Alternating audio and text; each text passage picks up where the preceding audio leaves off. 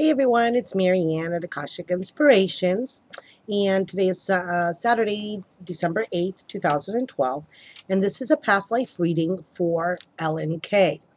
Now, my past life readings, I'm trying to focus in on one particular life to really see what, to that era that really, really calls to you, and to see what detailed information comes out for you from that life.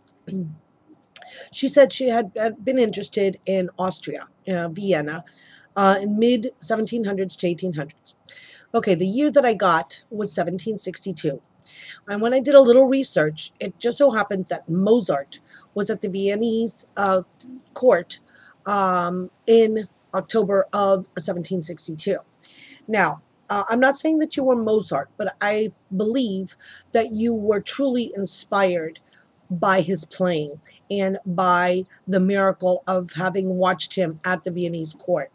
I also believe that you were a pianist, you were a man at the court, and when I saw what came about, it was you were a composer and a pianist, and you were at a beautiful grand piano, with the tucks and the tails and the whole nine yards, and you had the spectacular candelabra on top of the piano, and you were smiling and enjoying the music.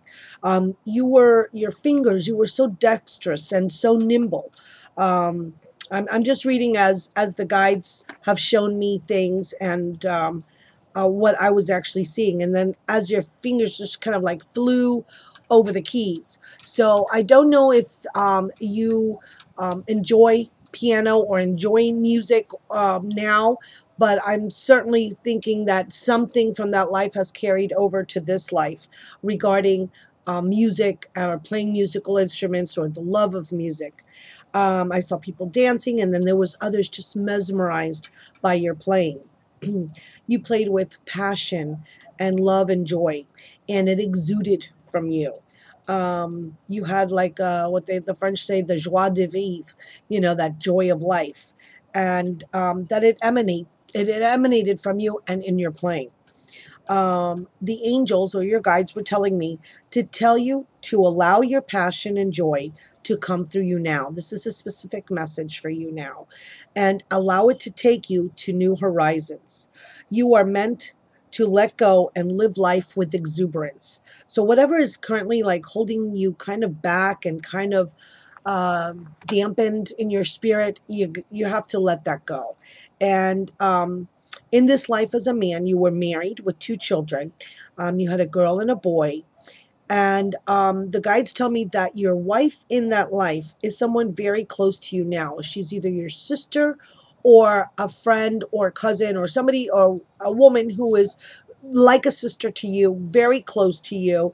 And there's great love and friendship between you and support. She's like your cheerleader, your biggest fan. She has a very bubbly, laughing type of personality. And lately, you've been really kind of too serious in this lifetime. And she wants you, what she's here to do for you in this life is she wants you to get back to that inner joy and to have it come out. You have a choice right now that's coming up. Although one appears to be like hands down the best choice, it's really not for you. The reason is that the one that pulls at your heart and that could even seem somewhat frivolous to you, that's the way to go, because you need to allow the fun back into your life. They told me laugh, sing, enjoy, and dance. So that is your message from this past life. And from what I see, your karmic path was to bring out this joy and love of life that you had in that life, that life was a very important life for you, because it really set the tone of what you are, like your epitome of the lives that you've led up till now. Now, I pulled some cards for you. I pulled from the 3 cards from the Sirian Starseed Tarot. I pulled 3 from the Angels of Atlantis, and then I actually pulled one. I've never used these before, but I was led to pull one, and it's the Magical Spell cards by Lucy Cavendish. And what it does is it gives you a little explanation and then it gives you a little spell to go along with it. But it's such a pretty card that I think it's very appropriate for what we were, just discussing. So let's see. Let me get this all lined up here a little bit better. And I know these cards are like really, really big.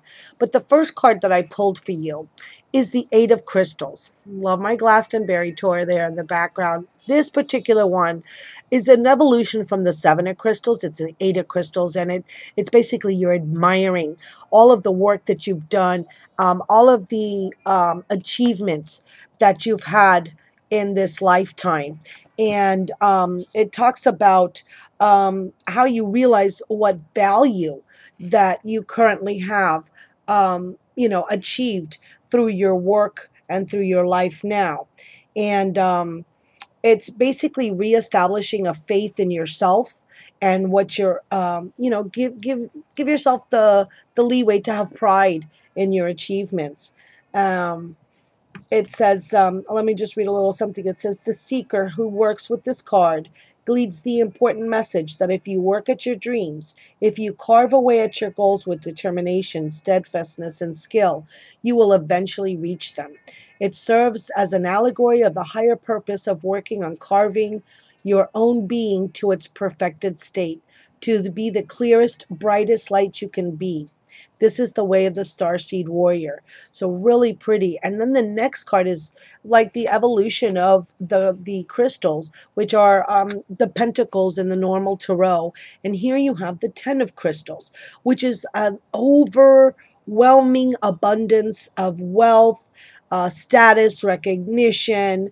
Um, but you'll see this woman in the picture. She's surrounded by crystals and jewels and a peacock, and she's dressed beautifully, yet she's kind of looking back, like with the worried look on her face. Um, that it's like you can enjoy your success without being afraid of losing your possessions or your success. So don't be afraid that what you have is going to be taken away. It can never be taken away because you've achieved it. And it says, when you understand true abundance, you know that you can always create more, and that it is all about your ability to give, to receive, and to keep the flow of energy moving through your life.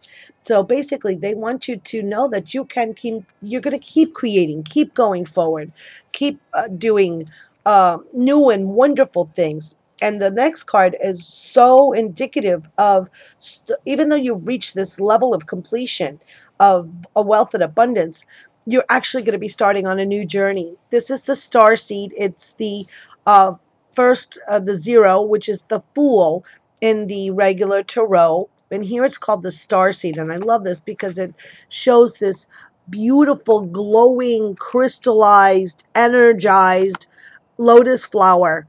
And this, I guess, like a meteor, with all of these crystals coming in from the heavens, coming down to the earth, to this abundant, lush area.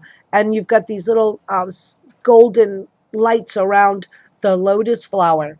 So when it talks about, it says here, the soul of a starseed being is about to be birthed into the physical reality, lush and inviting, the three-dimensional realms open, like the crystalline lotus preparing to receive new life in the field of possibility that is the starseed's own creation. It carries 13 strands of light-encoded DNA, the 12 perfected strands of Christ consciousness, and the 13th, the master, around which the 12 rotate throughout sacred symbolism. 12 disciples in the Christ, 12 crystal skulls in the master skull, 12 zodiac constellations around the central sun. So basically, it's telling you you have everything that you need within this life to create and go on this new journey that is coming up for you. It's the ultimate trust in the divine. And when this card appears, it talks about faith. It implies that you're off on a new quest unconditionally, and um, you're creating something Like, what is your new intention? What is it? What are you leaping into, having a leap of faith? And that's exactly what we were talking about.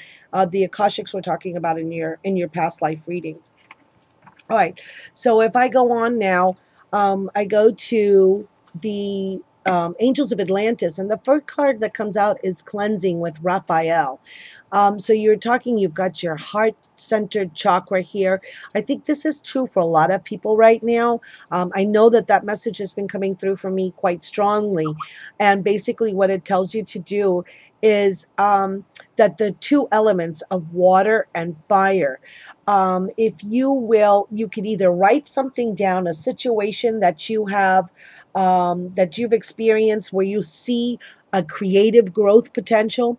You can actually just write it down on a piece of paper and either burn it or place it in water and release and allow these energies to come into being, allow them to be transformed basically and cleansed. Another thing is cleansing is, of course, burning of sage around the home. But I really think it means to releasing these energies, these potentiality of energies that you have, that are coming into being right now. And the next card, and we've gotten two cards from Metatron. So Metatron is really speaking to you now. And, he's like my guy. I love Metatron. I work with him, absolutely every day, and he's bringing in wisdom. And this is what this past life is here to do. This past life is bringing out this ancient wisdom that is within you. It says that the Sphinx has always created within us the wonderment of enigma, for within it lies the wisdom of the centuries and the knowledge of bygone civilizations. Therefore, your choice of this oracle brings you to knowledge of your own divine wisdom. Metatron wishes you to be still, to meditate on your own wisdom and act with the honor of an angel. You can do a little meditation. Now is coming up, 12:12, 12:21. So Metatron is really an angel, archangel that you can absolutely work with. And with this ancient wisdom, he's bringing miracles into your life. How beautiful is that? This is miracles or changes of perception. And that came to me yesterday in my blog, where I had, just changed my perception of the situation that was, happening, not a big deal. But I was able to really capture mir- miraculous things that were happening all around me, because I took a different perspective. Do anticipate a miracle occurring, for we are open. For when we open ourselves to miracles, we relinquish our fear to God, to Metatron, who stands on the right hand of the divine. Therefore, open your mind to the possibility of any challenge that you may have being lifted from your shoulders, and when you have let go, the source will gift you with unexpected joy. And I know part of your question was relationships. And so that's why I decided to pull the magical spell card from Lucy Cavendish. So I'm actually going to read the card that came out for you. Is a beautiful card of friendship. And it talks about, without relationships, it's difficult to flourish and grow as a person, because it's within them that we practice being human. This spell will help you attract new and magical relationships into your life. If you're dissatisfied with your current friendships, it may help you move away from them. If you're lonely, you may find yourself making new friends of a kind you once thought would never come your way. If this spell chose you, you're being guided to appraise your current relationships with a fresh eye. This spell will help you gain a deeper understanding of your existing friendships, and will also help you meet people who can help you along your soul's journey. If you've chosen this spell, casting it will clear the way for better friendships. Don't be afraid. You'll never be alone, as you're a loving person who easily attracts other loving people into your life. So really a beautiful card. And what the friendship spell is, it's really simple and very pretty. You can bake a cherry cake, but if you're not a baker, I think it's okay if you buy one. If you get a cherry cake and share with the friends you wish to nurture. Before serving, carve a symbol of love. It can be a heart, if you like, into the cake. As you taste its flavor, know these friendships will be a part of you as long as you remind yourself to savor their unique qualities. So really a pretty, little ending to our reading, but very powerful. you definitely were a part of this era, and definitely music is a huge part of what your life is about. That is part of bringing joy to you. So if you have the choice, you have the opportunity, um, then I think it's also about capturing that essence of joy. And you have your help, you have this friend, this sister who is there to support you and be part of your life. So I really see you moving forward, going through this choice that you have now. So choose wisely, choose carefully, choose from your heart. I hope you've enjoyed this. Please let me know how it resonates with you. And I look forward to getting your comments. And thank you so much for subscribing. Thank you so much for watching. Thank you for asking for the past life reading. Because as I do readings, I learn as much as you do from these. You know, we're all here, we're all one, and we're to learn from each other and to share. So I send you many blessings, Ellen. Namaste.